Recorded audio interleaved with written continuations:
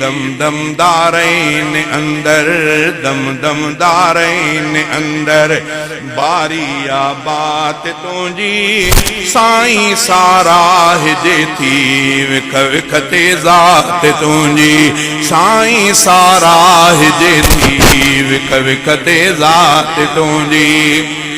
ॾींहं मां तो रात आणी रातनि मां ॾींहं प्यारा मर्ज़ीअ सां मोकिले थो धरतीअ ते मींहं सारा ॾींहं मां तो रात आणी रातनि मां ॾींहं प्यारा मर्ज़ीअ सां मोकिले थो धरतीअ ते मींहं प्यारा तुंहिंजे अख़्तियार में आ तुंहिंजे अख़्तियार में आ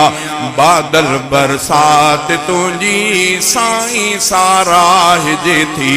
विख विख ते ज़ात तुंहिंजी दम दम दारैन अंदर दम दम दारैन अंदर बारिया बात तुंहिंजी साईं सारा हिजे थी विख विख ते ज़ात तुंहिंजी सारा मुहताज तुंहिंजा शाहन जो शाह आहीं तू ही माबूद मालिक बरहक अल्लाह आहीं सारा मुहताज तुंहिंजा शाहन जो शाह आहीं तू ही माबूद मालिक बरहक इलाह आहीं माबूद मालिक बरहक इलाह आहीं हर दम हर दौर जिया हर दम हर दौर जिया लहज़न में लात तुंहिंजी साईं सारा हिजे थी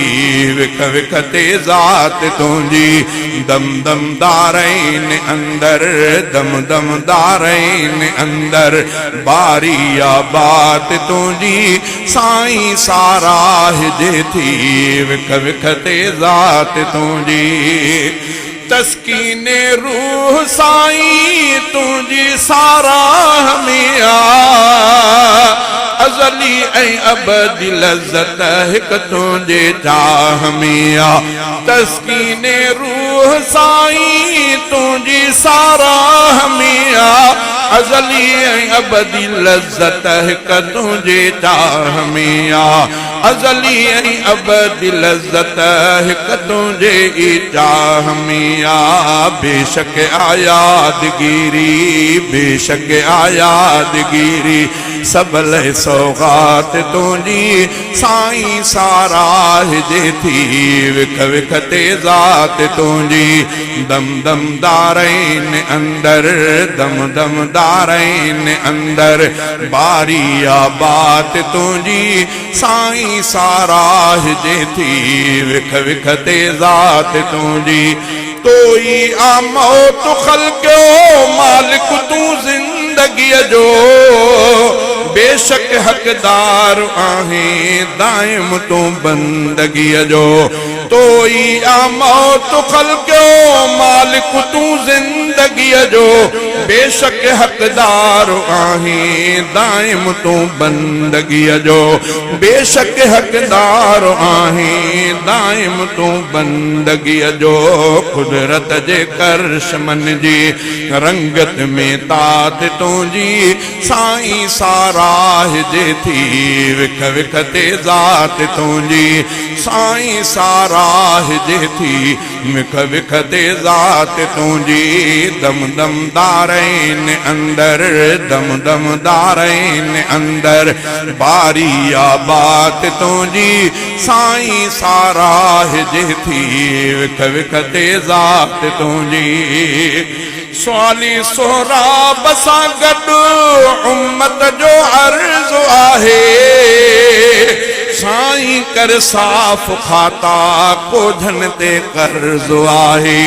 स्वाली सोहराब सां गॾु उम्मत जो अर्ज़ु आहे